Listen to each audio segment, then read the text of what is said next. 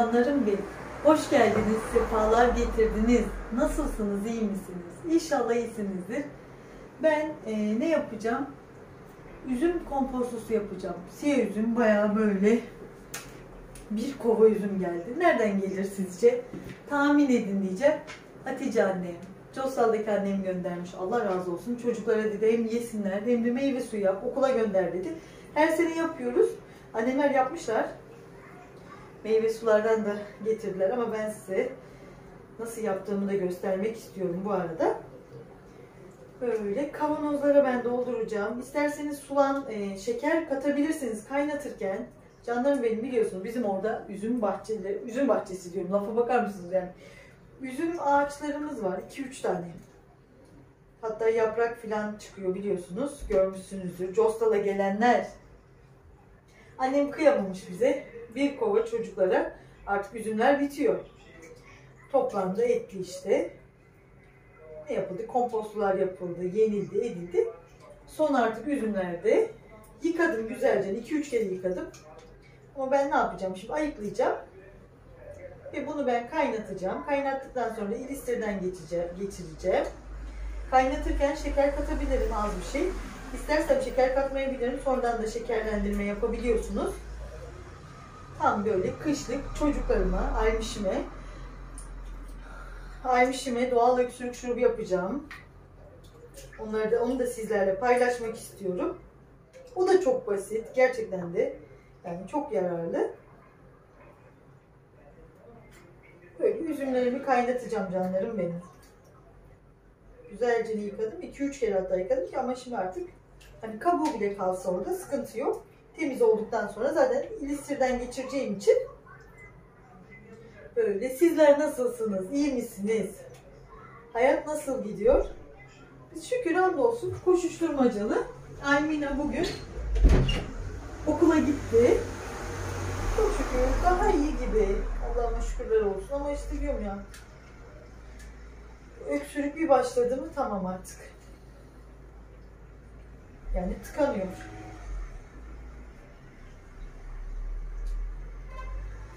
İnşallah daha iyi olur ve test de yapılacak inşallah. Bu arada kendi annem için diyeceğim. Sevim'in yuvası, canım annem. Sevim annem, seni çok seviyorum. Seni çok özledim. Ve sen ne yaparsan yap, her zaman için yanındayım. Bazıları şey olarak düşündü. İşte ilk zamanlar diyeyim ben.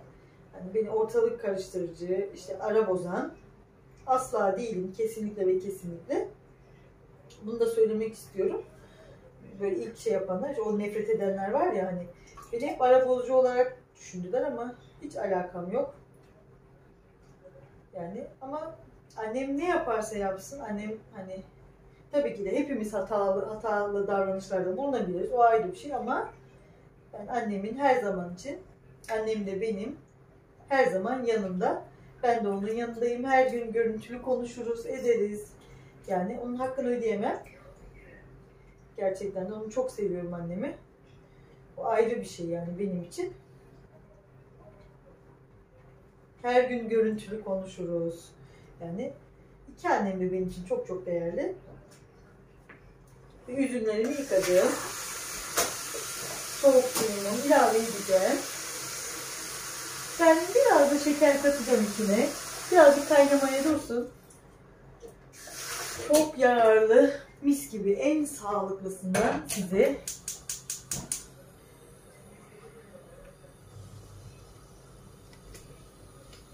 üzüm içeceği, üzüm kompostu deyin, üzüm içeceği deyin, ne derseniz deyin canlar.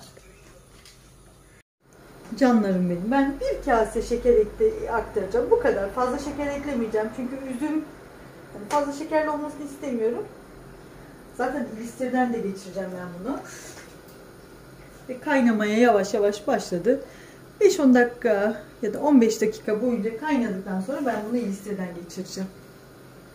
Canlarım benim, şu yani kokuyu alsanız, mis gibi kokulu üzüm ve kıpkırmızı, bakar mısınız şu renge? Evet, bayağı yani 20 dakika, 15 dakika değil, 20 dakika boyunca haşlandılar üzümler. Gayet güzel oldu. Fazla da haşlamaya da gerek yok. Ama ilistirde bayağı zahmet çekeceğim sanırım. Tabi haşlandıktan sonra daha kolay olabilir ama bakar mısınız? Oh, mis gibi. Çocuklara yarasın. Soğutacağım ne güzel kavanozlarda. Ondan sonra da ben bunları bir güzel çocuklarıma içireceğim. Almiş'in okuluna göndereceğim. Almiş aslında vişne suyu delisi. Bu sene vişne alamadım. Ama bu da çok yararlı ve çok vitaminli. Tam bir kan deposu. Gördüğünüz gibi ayrıldılar da. Evet, şimdi ben bunun altını kapatacağım ve ilistir işlemine başlayacağız canlar. Evet. Mis gibi listeden geçiriyorum bunları. Kapı da çaldı bu arada. Evet. Kapıya bakıp hemen geliyorum. Evet, bunları da ben şöyle, bunu da listeden geçireceğim. Ve bakar mısınız? Döke döke. Şöyle bir temizleyeyim de ben.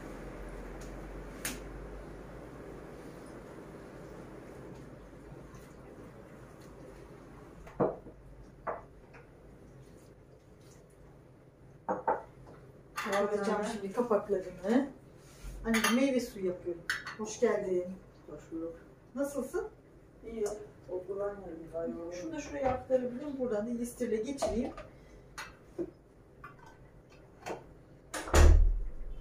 Evet, üzüm sularım. Ama iyicene kapatmam lazım. Olmuş bulunmaktadır. Ama devam. Bir kavanoz daha çıkar sanırım. Çocuklara mis gibi doğal meyve suyu yaptık. Gördünüz canlar. Çok da güzel oldu.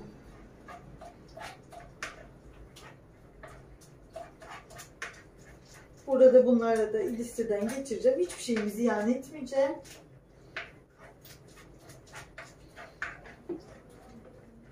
Vallahi hiçbir şey çöpe gitmiyor. Aynı şey öksürük şurubu yapacağım. Ondan sonra da balkona geçip balkonda biraz temizlik yapacağım. Onu da çekeceğim canlarım benim. Böyle. Ben şimdi kaçar. Nereye kaçar? Yine mutfaktayım. Bir yere kaçtığım yok ama ben bir öksürük şurubunu yapıyoruz hemen doğal olarak. Hadi. Bunu deneyin diyorum. Neden? Çünkü gerçekten de çok etkili. Allah'ıma şükürler olsun. Almina biraz daha iyi ama bizimki kronik astım bronşit olduğu için hani bakalım sonuçlu şey yapacağız bu hafta içi Allah'ın izniyle. Ne diyorlar ona? Alerji testi yapılacak. Almış 5 aylıktan beri bu çileyi çekiyor. Burada tereyağı veriyor. Burada nelerim var? Andız pekmezi. Hakiki andız. Ve bu kadar sadece. Bir kullanımlık ya da bunu 2 kere de kullanabilir. Bakın burada andız pekmezimiz var. Mis gibi. Size şu doğal öksürük şurubunu göstermek istedim canlarım benim. Şimdi bu tereyağım eriyecek. Çok hafif eriyecek. Andız pekmezin içine aktaracağım. Ve bunu aç karnına çocuklarınıza, kendinize, hani bizim evimizde sigara falan hiç kullanmadık. Ben kullanmıyorum. Eşim de kullanmıyor. Hani ama nasıl diyeyim, hani sigara içen bile hani bu gayet çok hem sağlıklı hem de öksürüğe birebir diyorum. Hani düzenli kullanıldıktan sonra sabah ve akşam aç karnına bunu böyle bir yemek kaşığı olarak tüketmelisiniz. Yani doğal tereyağı, Costal'dan geldi bu. Komşumuz göndermiş. Burada da evet ısındı. Evet, burada tereyağımızı erittik. Çok da böyle şey yapmadım, kavurmadım tereyağı ki sadece erittim. Ne yapacağım? Şuraya da şey damlamış gördüğünüz gibi. Bunu ben dün akşam yaptım şöyle bir böyle. Bunu bu şekilde bitirdi benim kızım. Normalde pekmezi hiç sevmez ama mecbur diyor. Hani şuruplardan daha işe yarıyor gerçekten de. Dün akşam bir kere daha yoksun. Ben ama kaç gündür, bir haftadır düzenli yapıyoruz yani. Ama benim kızımın astım bronşiti var. Ama normal doğal öksürük, yani astım bronşiti bile doğal gayet. Yani bak balda bile mesela bakteriler falan oluyor yani, öyle diyorlar ya. Ama mesela bunu 1 yaşından küçük çocuklara bile önerebilirsiniz. Yani yapabilirsiniz. Anneler, torunlarınıza, babaanneler, anneanneler, teyzeler, halalar, babalar. Bakın evet, doğal öksürük şurubu. Yani çok basit ve çok şey. Yani gerçek tereyağı ve gerçek bir pekmez olduktan sonra tamamdır. Sabah ve akşam bunu içirin çocuklarınıza gönül rahatlığıyla. Öksürüğe birebir diyorum.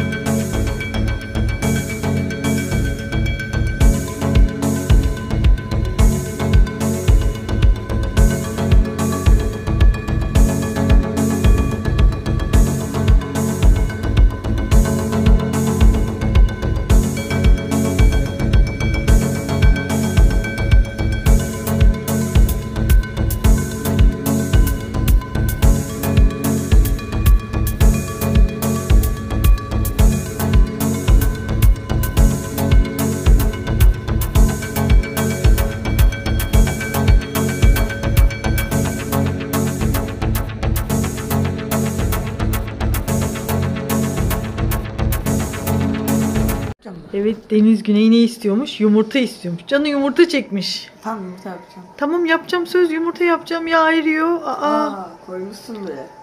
Niye yemek yemiyorsun? Canı yumurtamı çekti. Ekmek batıra batıra yumurtamı yiyeceksin. Ben bugün valla şanslıydım. Nasıl geçti bugün okul? Güzel. Neler yaptın? Çok da bir şey yapmadık. Sen açken sen değilsin Deniz. Acıktın mı çok? Yo, açım. Var, her şey var. Ama sen yemiyorsun Ama şu okulda. sorun... Çok pahalı değil mi? Ay, hamburger. Evet. Pahalı da. Hamburger yapacağız. Vah vah vah. Yemeği buldu da çocuğum hamburger. Canı yumurta çekmiş. Didi yok. Didi var ama kola yok. Tamam, iyi, anladım. Hadi şu almışı da göstereyim ben. Senin yumurtanı da kırayım. Takipçim var baya ya. Söylersin onlara, benim takipçim var kardeşim. Buraya kola ekleyin, buraya hamburger ekleyin de. Ben okul müdür müyüm? Kardeşim ne diyorsun? Ne anlamıyorum ben. Müdürü babamı tanıyor. Olsun. Çok beyefendi bir adam. Bence de. Bence de. Evet, Almina Hanım uyuyor. Okuldan geldi. Fıstığım benim uyuyor vallahi. İlaçlarını içti. İlaçlarını derken şuruplarını içti. Böyle. Bu şekilde uyusun bakalım. Anca oturdum ama daha yemek yapmadım vallahi. Yani yemeğim var. Çorbam var. Makarnam var. Ama daha hani bir çeşit daha diyorum. Taze fasulye var buzlukta. Belki taze fasulye yaparım buzluktan alıp da. Yani işte çocuklar çünkü yiyorlar. Ve bu arada bir kahve keyfi yapmazsam da olmaz. Evet. Şöyle kahvem de pişsin. Siz de haydin bir kahve alın. Ben vallahi yoruldum. Yoruldum mu bilmiyorum ama daha işler bitmedi. Bitmiyor da zaten kolay kolay hiçbir şey. Evet, kahvem pişsin ve şöyle mis gibi bir kahve içeyim. Kayfe. Evet, en sevdiğim böyle foşurtulu bir ana geldik ve kahveyi de dökmeyeyim bu arada. Elim de titredi bir anda. Tövbe estağfurullah. Şu kameradan mı bakayım dedim. Hani normal kafaya eğip de o şekilde. Ve böylece foşur foşur bir kahve. Evet canlarım benim. Allah'a emanet olun. Kendinize çok çok iyi bakın. Hoşça kalın diliyorum. Kanalıma abone olursanız çok sevinirim. Destek olursanız çok sevinirim. Beğeni atarsanız çok sevinirim. Bazı ablalarım sormuş. Emine like ne demek diye. Like da aynı beğeni atmak. Yani aynı şey, ben like atın diyorum, hani beğeni atın. Aynı şeyler. Beğeni atmak zaten like atmak demektir. Canlarım benim. Sizleri kocaman öpüyorum. Allah'a emanetsiniz. Hoşça kalın.